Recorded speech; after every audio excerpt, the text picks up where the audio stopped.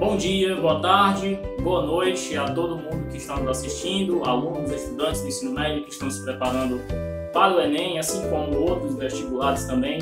Eu sou o professor Gustavo, um pouco mais à frente vocês vão conhecer a professora Mayara. E como vocês já devem ter percebido pelo título do vídeo, nós iremos falar sobre a geração de 45, a gente vai dar uma breve introdução à geração de 45, não é nosso foco. Nosso foco maior é falar sobre Clarice Lispector, já que esse é o ano do centenário, né? O centenário da Clarice. Então, provavelmente, assim, não é 100% certeza que a gente não pode prever o futuro, mas muito provavelmente irá cair algo, né? Irá aparecer algo no Enem sobre Clarice Lispector. Então, é muito importante você estar por dentro de todo o estilo, de todas as características principais da Clarice Lispector, ok? Então, vamos para a vinheta.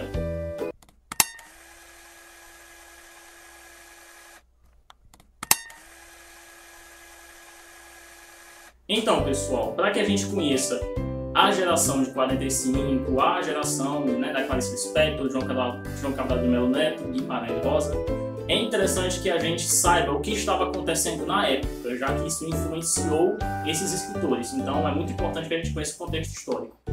Bom, geração de 45, né, terceira fase do modernismo. O que aconteceu em 1945, né? Como vocês já devem saber, em história, né, vocês já estudaram história com certeza, foi o ano que marcou o fim da Segunda Guerra Mundial e deu início a um período pós-guerra, um período de Guerra Fria, não é isso mesmo? A corrida armamentista, né, a corrida espacial, aquela briga entre Rússia e Estados Unidos e tudo. O fim de muitos governos totalitários também, como era Vargas aqui no Brasil, isso é muito importante. Também é marcado por um crescimento econômico, já que essa fase, né, o governo de Juscelino Kubitschek promoveu uma alta no crescimento econômico. A Alemanha nazista também acabou, governos totalitários como um todo.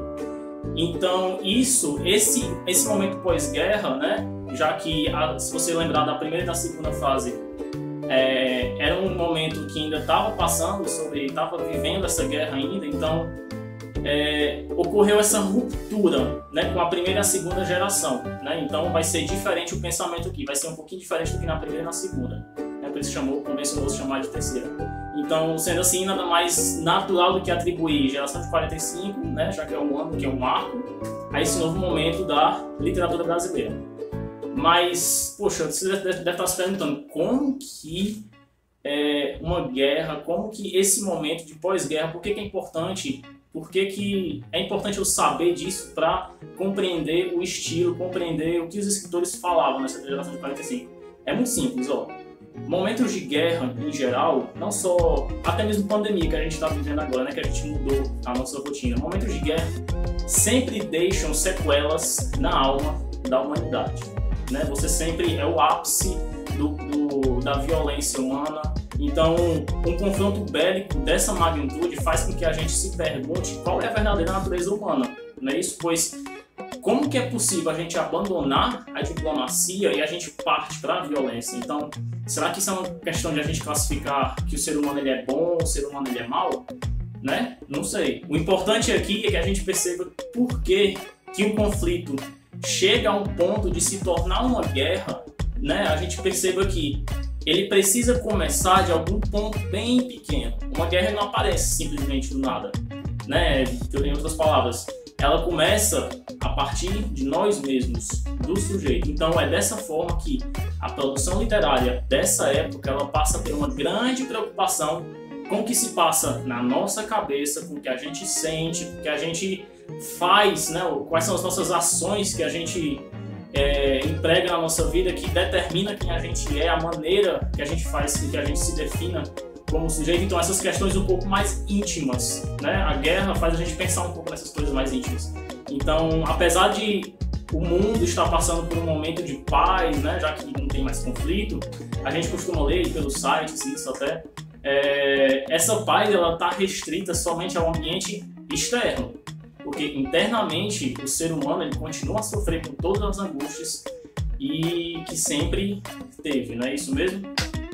Então, como a gente já acabou de falar, fica claro que esses textos que a gente vai se deparar nesse período, elas vão possuir um certo caráter intimista, né? Voltado para o ser, voltado para as questões sociais, não é isso mesmo? Guimarães Rosa está aí para isso. E essa é a primeira grande característica, né? As duas características, na verdade, né? Preocupação com o lado social e preocupação tem um caráter intimista. Muitas vezes elas andam em conjunto até, né? Eu não vou falar muito sobre isso, já que isso vai ser um palco para um segundo vídeo, e vai até dar uma pinceladazinha sobre isso também. Então é importante, ó, esse grau de intimismo da obra, ele pode ser maior ou menor a depender do autor que a gente está trabalhando, não é isso? Então estamos falando de Clarice Lispector. Enfim, isso que é necessário que a gente não confunda uma obra de caráter intimista, né, como, por exemplo, um romance que é tratado como uma prosa intimista. Prosa intimista, obra de caráter intimista são duas coisas, né, que se equivalem, mas não necessariamente significam a mesma coisa. Então, por exemplo, a gente tem um romance, A Hora da Estrela, de Clarice Lispector, que, em suma, assim, em resumo, ela fala sobre uma mulher alagoana, uma datilógrafa, né, hoje em dia a gente tem computador, mas naquela época os escritores, era máquina de escrever. Pois é, datilografia. Então, essa mulher, ela alagoana, ela viajava para o Rio de Janeiro e ela queria se tornar uma atriz, não é isso? Então, o narrador, ele utiliza a técnica de monólogo interior, e vocês vão entender um pouco mais sobre isso no segundo vídeo, que, por exemplo, ele fala... o personagem começa a falar consigo mesmo, né? Ele começa a refletir sobre algo até chegar na conclusão, mas é esse monólogo interior, ele fala consigo mesmo. Então, falar consigo mesmo é um indicativo de um caráter intimista, né? Íntimo, você mesmo. Já o que torna essa obra como prosa intimista é a temática, no caso, a temática humana, é um tema humano, né? Por excelência, por exemplo, se tornar uma atriz. Você tem cachorros, né? Que são atores. Mas, enfim, é uma temática humana, né? Uma atriz, um ator. Enfim, então esse romance ele faz com que essa temática faz com que o romance seja caracterizado como uma prosa intimista. Então, eu queria passar muito mais tempo falando aqui sobre os tipos de prosa, sobre os autores, só que a gente vai focar na Clarice Lispector por esse ser o centenário. Então, com todo esse apanhado que a gente fez agora, nessa primeira parte do vídeo, agora irá passar para Maiara, ela dará continuidade, vai falar um pouco mais sobre as características do modernismo, mas em diálogo com Clarice Lispector em específico. É com você, Maiara.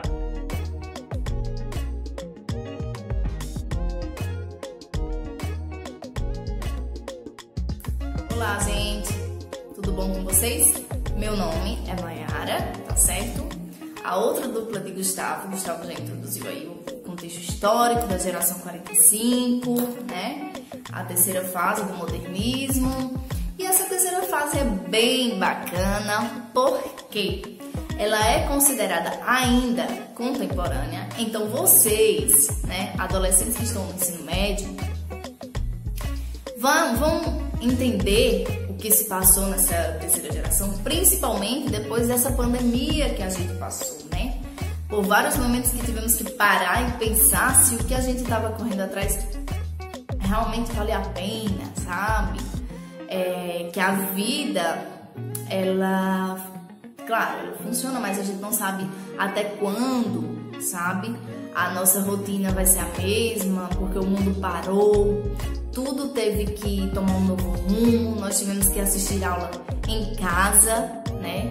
Não tendo mais contato pessoal com os professores e nos deixou muitos momentos de reflexão, né? Pode não ter gerado para vocês adolescentes, mas acredito que sim, né? Porque vocês estão decidindo o que vocês querem para o futuro de vocês. Mas principalmente para os adultos, foi um tempo de muita reflexão, de muitas revelações através de acontecimentos cotidianos. E a geração 45 e as obras de Clarice Lispector em especial, né, trazem muito isso de revelações, de momentos de reflexão, de momentos de desespero, desequilíbrio, que você precisa sair da sua zona de conforto porque aquilo que estava na sua zona de conforto não lhe agrada mais, não é muito suficiente, entende? Então, isso você encontra muito nas obras de Clarice, sabe? Esse momento de revelação, esse momento de reflexão, e são coisas, pasmem, e são momentos que acontecem naturalmente, entendem? que você sempre faz aquilo. Vamos supor, eu vou sempre à padaria, um exemplo, tá, gente? E eu encontro com alguém ou algo que eu nunca tinha observado no caminho, que me faz ter uma revelação, que me faz ter uma epifania, uma descoberta, algo que eu nunca tinha prestado atenção antes, sabe? Algo que eu nunca parei para pensar antes. E a partir desse momento eu comecei a pensar e rever os meus conceitos e rever as minhas verdades. Vou citar um exemplo: A Paixão Segundo GH. A Paixão Segundo GH é uma obra de Clarice Lispector que ela diz numa entrevista, principalmente, que um senhor, né, tinha tentado ler A Paixão Segundo GH e simplesmente não entendeu. Leu 4 vezes e não entendeu o que esse livro queria dizer. E uma adolescente de 17 anos leu, e é o livro de cabeceira dessa pessoa. Então aí, gente, a gente começa a observar o seguinte: é mais por sentir, sabe? É mais por também se pôr no lugar daquele personagem que está passando aquela indagação, sabe? Ou saber que aquela indagação que aquele personagem está passando, você, em algum momento da sua vida, já passou ou passará, entende? Porque são reflexões que a gente pode fazer a qualquer momento, não são coisas determinadas, não são coisas como outras histórias que a gente marca o acontecimento e vai, e segue uma linha, uma postura e tal, de acontecimento. Não! É uma situação corriqueira, é uma situação que a mulher dessa história é de classe média, né? Ela estava sem empregada e resolveu dar uma faxina no quarto, né? E achou uma barata, né? Ela matou a barata de imediato. E aí, a partir de ter matado essa barata, começou toda uma reflexão, toda uma revelação da vida dela. Muitas coisas foram caindo da ficha e tudo e tal. Tudo bem, você pode pensar, mas era de classe média alta, como muitas pessoas julgam, né? Mas você, sei lá, tem condições, você não precisa estar passando por isso, você não tem necessidade nenhuma de passar por isso. Mas todo mundo tem um momento de revelação, sabe? Cada pessoa tem seu momento de desequilíbrio, de insegurança, de reflexão. Meu Deus, eu tô fazendo isso porque eu quero, porque a sociedade está me impondo. Tem muitas questões e outras questões muito simples, mas tem muita coisa relacionada à nossa busca de felicidade e, ao mesmo tempo, para se encaixar na sociedade, para não ser o diferentão, para não ser isso e tal. E a literatura de Clarice Lispector, ela traz muito essas reflexões, sabe? Eu já repeti isso, estou repetindo, porque é muito disso. Tem uma obra que eu acho que vocês já ouviram falar bastante, a gente vai falar sobre ela no segundo vídeo, que é A Hora da Estrela. Esse livro foi a única obra de Clarice que teve um objetivo de crítica social, sabe? Foi um único livro. As outras obras dela são mais essa questão da reflexão, como eu tô falando para vocês, essa questão de tentar entender o que o ser humano é no mundo, sabe?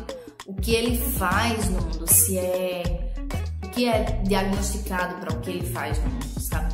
E por que tem muitas dessas indagações? Como o Gustavo falou, teve a Segunda Guerra Mundial, né? E muita gente entrou em conflito com muitos acontecimentos que sabiam que, tipo, do nada poderia vir uma guerra, assim, por conflitos de outras pessoas, porque muita gente inocente morreu nessa guerra, né? Então, muita gente entrou em conflito por causa disso, por pensar que a qualquer momento coisas podem surgir e os planos que você teve até então podem não acontecer, como a gente viu na pandemia, né? Então, foi bem uma geração 45 esse ano de 2020, relacionada às obras. A Clarice, ela tem autoridade para escrever o que ela escreveu. Por quê? Ela é mulher, certo que ela é da classe média, né? Só que ela também tem os conflitos dela, como todo mundo tem, cada pessoa tem. Ela se formou em Direito, se mudou, conheceu várias regiões do país, do Brasil, né? Porque ela é considerada brasileira, porque ela veio morar aqui no Brasil muito nova. Inclusive, ela morreu com 57 anos, certo? Quando ela nasceu, ela só faltava 2 anos para começar a primeira fase do modernismo, sabe? Então, a segunda fase ela não participou, mas ela participou muito bem na terceira fase do modernismo. E ela diz que gostou de escrever, na verdade, desculpem, sempre escreveu e não gosta da intitulação, do nome de escritora, da intitulação como escritora. Ela gosta de ser livre escrevendo, sabe? E isso nos traz um exemplo de que ela escreve por amor, que ela escreve por dom mesmo, e ela vai colocar toda a força de vontade dela para escrever ótimas coisas. Ela não vai se pressionar para agradar outra pessoa, então mostra muito que ela é empoderada, ela é decidida, sabe? Clarice Lispector é espetacular, espero que vocês gostem, procurem saber sobre ela, porque ela é maravilhosa, tá certo? Não vou me estender mais, né, porque nós temos... para não deixar vocês entediados. Mas é isso, gente. Espero que vocês aprendam muito sobre a geração 45, tá bom? É uma geração muito interessante. Beijo e tchau, tchau.